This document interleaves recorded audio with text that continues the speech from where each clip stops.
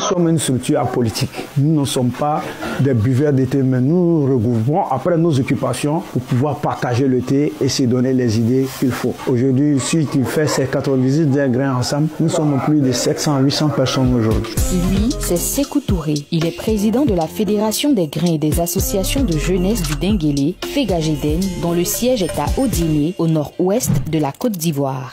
Et les grains sont aujourd'hui un regroupement ou une cellule d'information où beaucoup d'informations sont reçues par nous et nous partageons avec nos prochains. Créée en 2013, la Fegageden compte 98 grains de la ville d'Odiéné et des villes environnantes. Organisés en comité par quartier, les grains réunissent les jeunes et les vieux sans distinction de classe pour débattre de sujets de société, organiser des actions communautaires et sensibiliser aux enjeux locaux et nationaux. Aujourd'hui où on parle là, dans les grains, quand on arrive dans les grains, tu vas trouver les jeunes gens sages, ils sont assis. Quand il y a un problème, les gars débattent tout doucement. Ok, on s'élève, on s'en va, sans parole, sans discussion, ni rien. On a vu que les grands ont donné une évolution un peu à la mentalité des jeunes gens. Parce qu'ils comprennent aujourd'hui que ce n'est pas la bagarre qui va emmener la paix dans ce pays-là.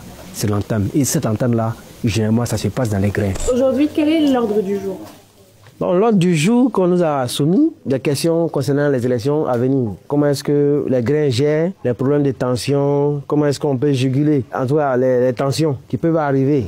Les conseils qu'on va se donner pour éviter des troubles préélectoraux et post-électoraux, et aussi pendant les élections. Et pourquoi c'est important que ce soit à l'ordre du jour aujourd'hui?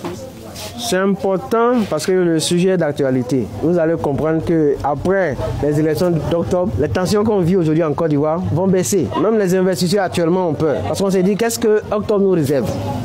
Voilà, tout le monde actuellement a peur. Moi, je vais parler de ceux qui ont peur. Je ne souhaite pas que la Côte d'Ivoire retombe dans ce qu'on a vécu en 2010 ou en 2002. On n'est pas inscrit sur la liste électorale. Le Zolo Guillaume Colline de faire son exil. Et le 25 octobre arrive. Qu'est-ce qui peut se passer?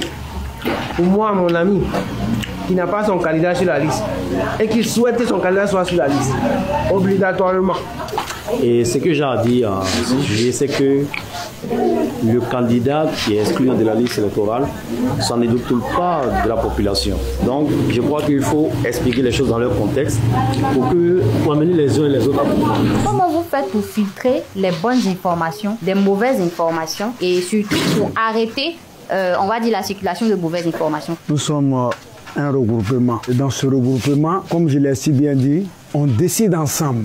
Une fois qu'il y a une information quelconque, que ce soit positif ou négatif, on s'appelle. Il y a le bureau, le secrétaire général qui prend la liste des différents grains qui sont fédérés à cette fédération. On appelle tous les responsables, tous les présidents des grains. Voilà ce qui se passe au sein de notre commune, au sein de la ville, ou bien sur le plan national. C'est pourquoi dans notre slogan, on ne le vit ensemble est une réalité. Les grains, nous décidons ensemble. Et c'est ce qui fait notre force. Nous sommes jeunes.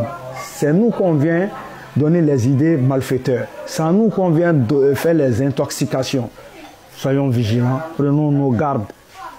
Ne nous laissons pas emporter par les illusions politiques ou bien les miettes que nous allons avoir pour pouvoir vraiment se diviser ou bien créer des propagandes ici dans la ville ou bien en Côte d'Ivoire.